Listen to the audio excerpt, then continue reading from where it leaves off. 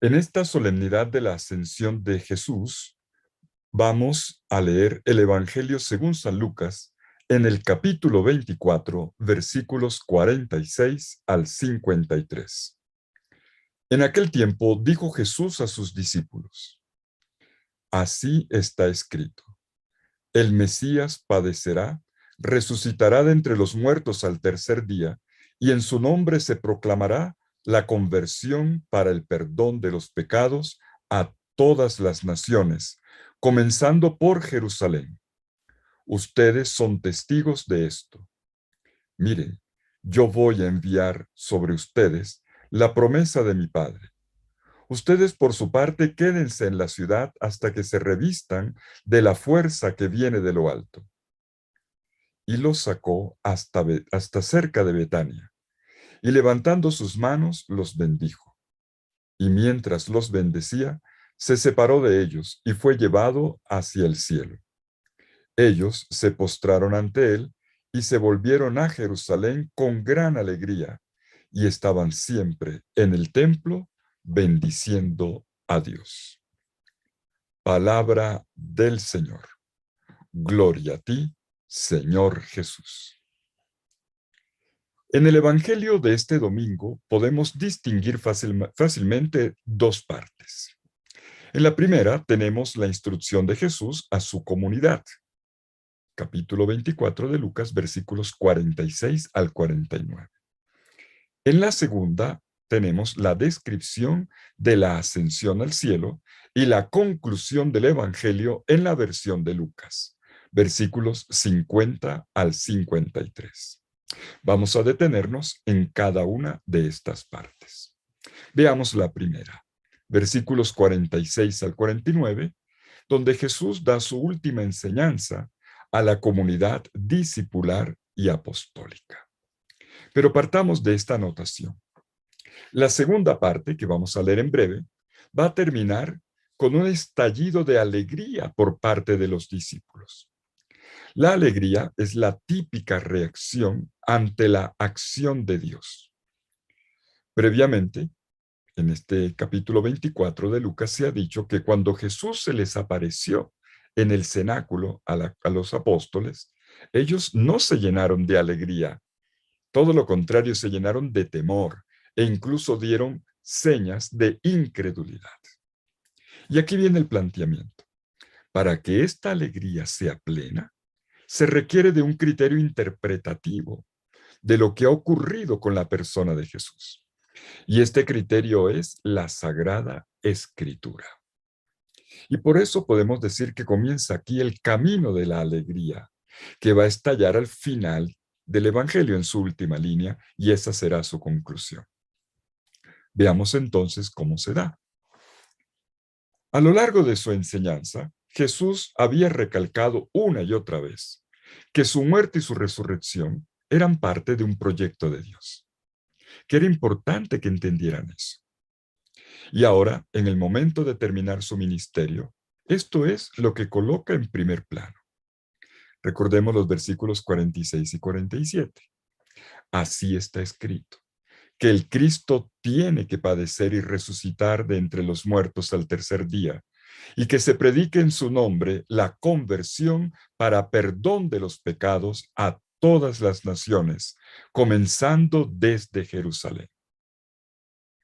Podemos ver algunos aspectos en estas palabras. El primero, todo comienza con la expresión está escrito. Está escrito. Esta es la típica fórmula bíblica para referirse al proyecto de Dios. Entonces, Jesús inscribe en primer lugar su propia historia personal, o sea, su historia de Mesías sufriente y glorioso, dentro de la amplia historia de la salvación, tal como es narrada en la Sagrada Escritura. Por eso está escrito que el Mesías padeciera y resucitara al tercer día. La resurrección de Jesús, como su misma muerte, estaban dentro del plan de Dios.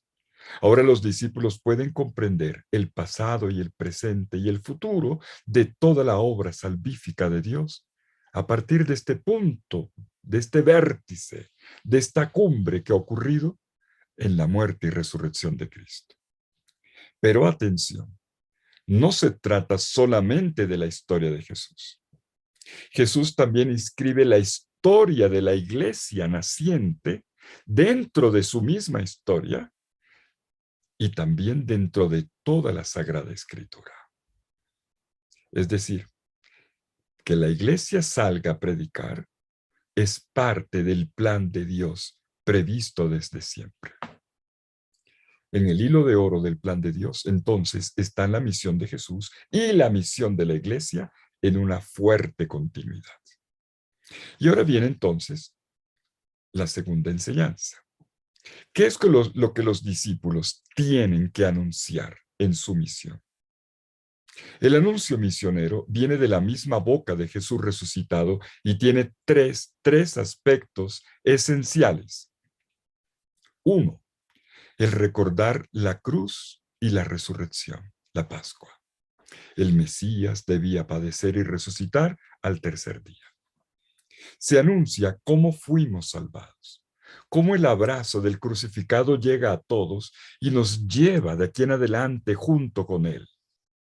Pero se trata de una Pascua, un crucificado que ha resucitado, una piedra que se quita de la entrada del corazón como fue quitada la piedra del sepulcro. 2. La conversión. En su nombre se proclamará la conversión. No es un mandato, es una invitación, una oferta. No es un deber, es una oportunidad, un nacer de nuevo. ¿Qué es lo que se anuncia? Que siguiendo a Jesús, verás que la vida es más bella, que el sol es más brillante, que las personas son mejores y más felices. Y 3, para el perdón de los pecados. No se trata del perdón de un olvidadizo, de una persona que olvida el mal y dice borrón y cuenta nueva. Se trata del perdón de un creador, de uno que te hace partir cada amanecer hacia tierras inéditas, de uno que te abre el futuro, de uno que hace navegar tu vida como un barco que antes estaba encallado. El perdón es la frescura de un corazón renovado como en la primavera de la vida. El perdón es hacer propia, por don divino, la vida misma de Dios en un continuo amanecer. Y estas son las 3 palabras del anuncio fundamental de la misión de la iglesia, del querigma cristiano. Pero hay más.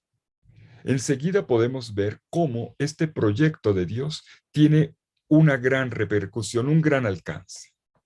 No se limita al aquel puñado de personas que conoció a Jesús terreno.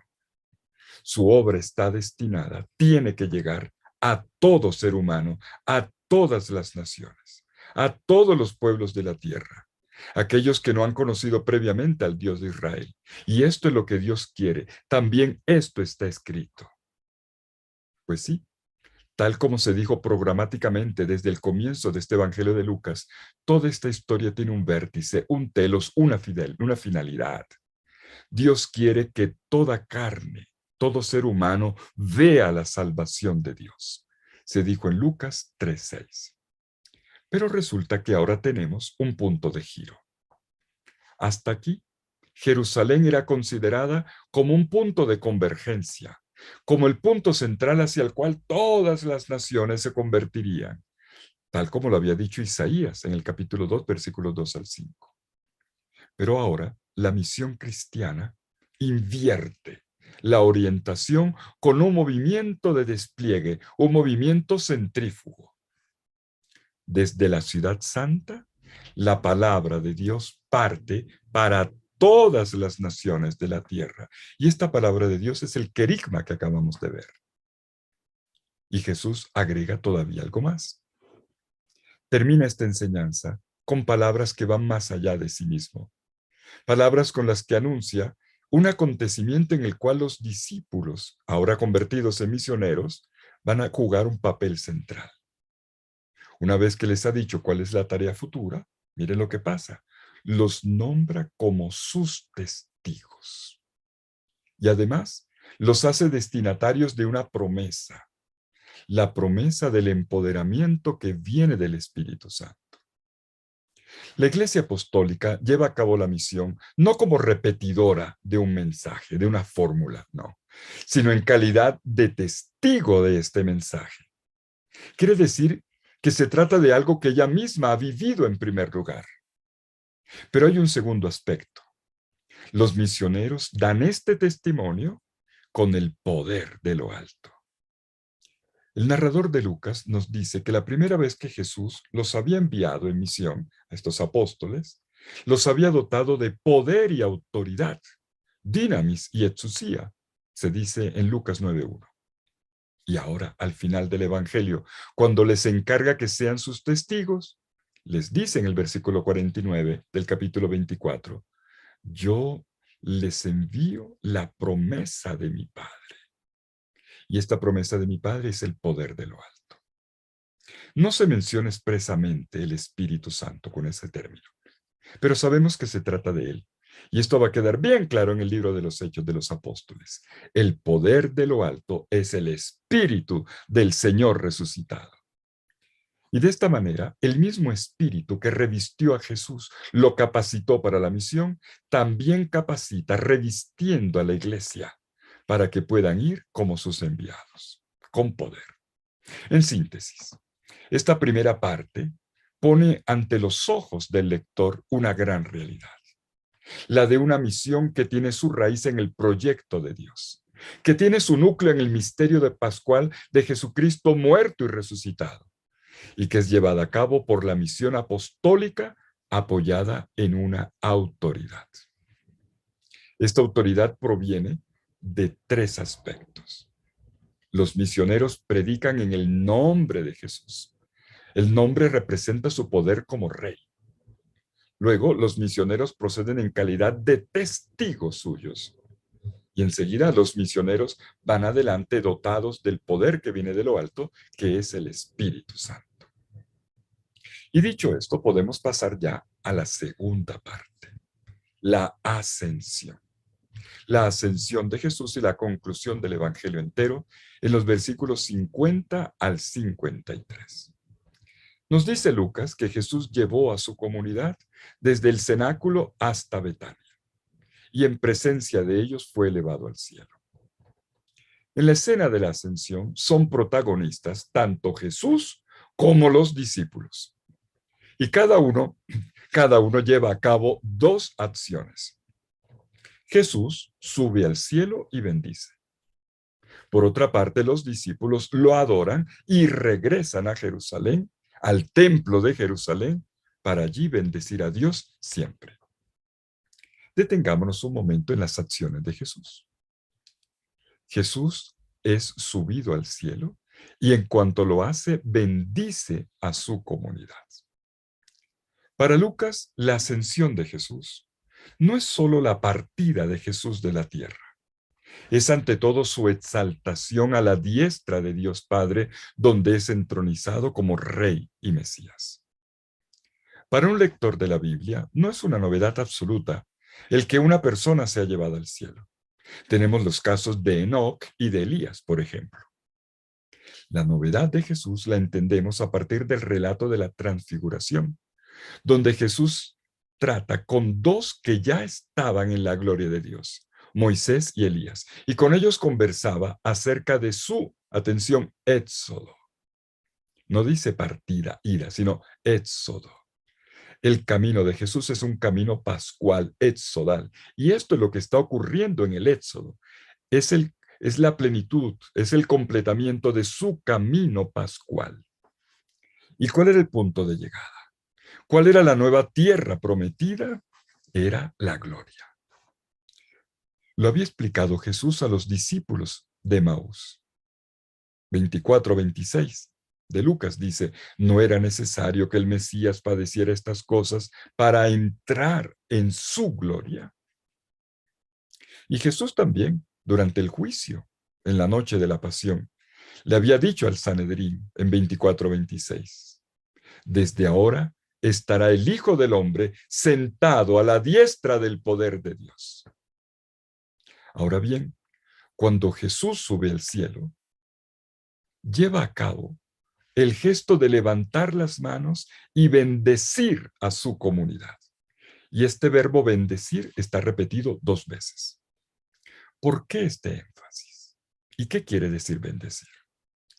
Dar la bendición era la acción típica, ritual de los sacerdotes en el templo de Jerusalén. Ellos con las manos extendidas, levantadas hacia el pueblo, lo bendecían. Y podemos ver aquí una conexión entre el comienzo y el final del Evangelio. En el primer relato que tenemos en el Evangelio de Lucas, el relato de Zacarías, el ángel se le aparece a Zacarías para anunciar el nacimiento de Juan, al final, Zacarías no le pudo dar la bendición al pueblo como sacerdote porque estaba mudo. Pero resulta que ahora, al terminar el Evangelio, la bendición es dada y de una forma solemne por parte de Jesús.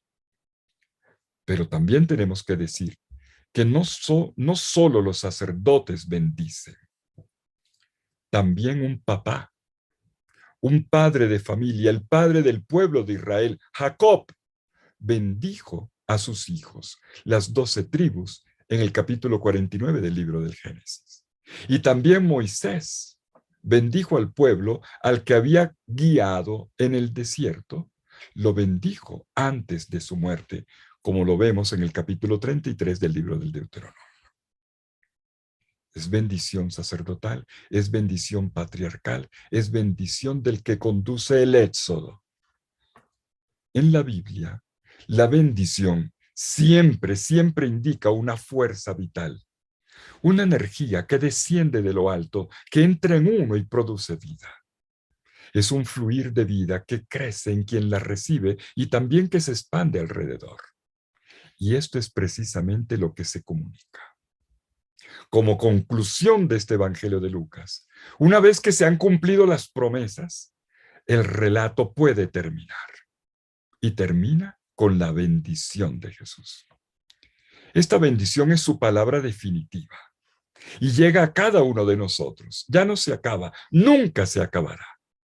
Se trata de una bendición infinita que permanece entre el cielo y la tierra, que se extiende como una nube primaveral sobre toda la historia, sobre toda persona. Una bendición que se dibuja sobre nuestro mundo azotado de tantos males, de guerras, de daños, que viene sobre el hombre caído en pecado, sobre las víctimas maltratadas, para que la vida sea más fuerte que sus heridas. Y Jesús deja una bendición, no un juicio. No deja una condena o una queja, sino una hermosa palabra sobre el mundo. Una palabra de estima, de enorme esperanza en cada uno, de confianza en el mundo. Una bendición, porque hay mucho de bien en cada persona y en toda la tierra. Y terminemos. ¿Cómo es que reaccionan los discípulos frente a esta bendición? Como respuesta a la bendición y también a la exaltación de Jesús, los discípulos reaccionan con un profundo gesto de postración. Proskinesis se dice en griego, o el proskineo, el verbo. Se trata claramente de un gesto de adoración. Por lo tanto, de un acto de culto, de reconocimiento de la condición divina de Jesús. Porque adorar es reconocer que Él, en su condición de resucitado, pertenece al mundo de Dios y que está en ese mismo nivel. Y también es un reconocimiento de su dignidad de rey. Como rey es Dios. Ahora bien, resulta que este gesto no tiene parangón en todo el Evangelio de Lucas. Hay un detalle nada más. Un detalle. Esto nos remite al relato de las tentaciones. ¿Se acuerdan? Cuando Satanás le pidió a Jesús que lo adorase y Jesús le respondió en Lucas 4:8, adorarás al Señor tu Dios y solamente a Él le darás culto. Pues este Él ahora es Jesús. Solo a Él se le adora. En este punto comienza el culto cristiano a Jesús. Es la raíz de toda liturgia. Notemos ahora el efecto de la narración. Jesús sube al cielo y los discípulos regresan a Jerusalén, más exactamente al templo. Y mientras Jesús está en el cielo, los discípulos están en el templo, el ámbito de Dios. En ambos movimientos se lleva a cabo un bendecir. Mientras sube al cielo, Jesús bendice a su comunidad. Cuando viene al templo, la comunidad bendice a Dios, siempre el bendecir. Cuando regresan a Jerusalén lo han hecho porque Jesús les mandó eso. Permanezcan en la ciudad hasta que sean revestidos del poder de lo alto. Y que se termine en Jerusalén no es casual. El Dios que ha resucitado a Jesús de entre los muertos, que lo ha exaltado al cielo, no es otro que el Dios de Abraham, el Dios de Isaac, el Dios de Jacob, el Dios de las promesas. Por eso Jerusalén. Y el narrador anota que allí, en el templo de Jerusalén, estaban siempre bendiciendo a Dios. Y ahí termina el Evangelio. Podemos observar cómo se da ahora el doble movimiento de la bendición que es tan característico en la Biblia. Primero, se da la bendición en su movimiento descendente, tal como Jesús lo ha hecho con sus discípulos, los ha bendecido. Pero luego, como respuesta, después de la adoración, se da la bendición en su movimiento ascendente. La comunidad bendecida bendice a Dios, es decir, eleva a Él un reconocimiento. Agradecida porque la manifestación salvífica que ha ocurrido en ella ha sido obra de Dios y de nadie más. Y todo esto, lo hacen en un ambiente festivo, con una inmensa alegría. Lucas termina el Evangelio con una sorpresa. Los discípulos regresan a Jerusalén contentos, con una gran alegría. Más bien, diría uno, deberían estar tristes, porque había terminado una presencia, porque se iba su amor, su amigo, su maestro. Pero no, es todo lo contrario. Con la exaltación al cielo, Jesús es asociado a la gloria de Dios. Por eso los discípulos regresan a Jerusalén llenos de alegría. ¿Por qué están tan contentos? Porque la muerte ha sido vencida. Porque Jesús ha llegado a su meta cumpliendo completamente su misión. Porque Jesús está exaltado a la par con el Padre Dios. Así había ocurrido desde el comienzo del Evangelio. Recuerden, a Zacarías Dios le había prometido una gran alegría. Y cuando vio el cumplimiento de la promesa de Dios, bendijo a Dios, benedictus. Y cuando Jesús nació, los pastores recibieron una noticia que los llenó de gran alegría. Y cuando la verificaron en el portal de Belén, volvieron alabando a Dios. O también, cuando el anciano Simeón recibió al niño Jesús en sus brazos, bendijo a Dios. Lo que Zacarías, lo que los pastores, lo que Simeón vieron y celebraron anticipadamente, por fin ha llegado a su plena realización, a su pleno cumplimiento. Y la reacción de los discípulos no puede ser diferente. Gozo, gozo, mucho gozo y bendición. El comienzo y el final del Evangelio de Lucas ahora se repite. Comienzo y final se conectan. Y la última palabra del Evangelio de Lucas es la palabra Dios. Estaban en el templo bendiciendo a Dios. Este es el vértice teológico del Evangelio. Dios es el gran protagonista. Él ha llevado a cabo su obra por medio de su Hijo, por medio de su enviado como Mesías y Salvador. Y ahora hay que descubrir esta obra. Es una buena noticia que llena de alegría y que suscita una gran alabanza. ¿Cómo podríamos terminar nuestra lectura de hoy? Con esta anotación. No hay tristeza ni nostalgia en los discípulos, solo rostros radiantes de alegría. Así se celebra la ascensión del Señor. Para la comunidad es fiesta de adoración y de bendición. Por eso lo hemos recalcado. Es fiesta de adoración y bendición, sí, porque en su ascensión Jesús no se perdió por allá en la estratosfera, sino que se fue más lejos y más profundo. No se fue más allá de las nubes, sino más allá de todas las formas. La ascensión de Jesús suscita gozo. Es la alegría de ver en la persona de Jesús cómo el ser humano no se acaba en su cuerpo, sino que nuestra vida es más fuerte que sus heridas, más fuerte que la carne que ahora se hace cielo. Es la alegría de saber que no existe en el mundo solo una fuerza de gravedad que nos jala hacia abajo, hacia la tierra, sino otra fuerza de gravedad más fuerte que apunta hacia lo alto, que nos hace estar erguidos, que hace vertical la llama, los árboles y las flores, que levanta mareas y volcanes. Y es el anhelo de cielo, el deseo de cielo. Jesús ha ascendido hasta lo más íntimo de toda criatura, fuerza ascensional hacia una vida más luminosa. Y lo hace bendiciendo, comunicando bendición. Una bendición sin palabras. El que ha sido entronizado a la diestra de Dios derrama su bendición, que es flujo de vida. Se sienta a la derecha de cada uno de nosotros. Está en el fondo de la creación, en el rigor de la piedra, en la música de las constelaciones, en la luz del amanecer, en el abrazo de los amantes y en todos los que se esfuerzan por un mundo mejor. Esta gran bendición, suspendida para siempre entre el cielo y la tierra, es la última y definitiva imagen de Jesús, impregnada para siempre en la retina de sus seguidores. Y esto porque hasta el último día Jesús les ha mostrado sus manos que destilan dones. Y esta bendición no acaba.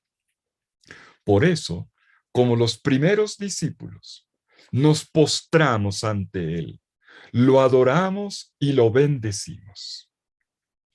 Esta adoración que está en el corazón, esta adoración que arranca de dentro en un estallido de alegría, es el sello final de la historia narrada en el Evangelio según San Lucas, y será también el sello de nuestra propia historia, de la tuya y de la mía. Es como una nueva fuerza de gravedad que nos jalona hasta lo alto, que nos antoja de cielo.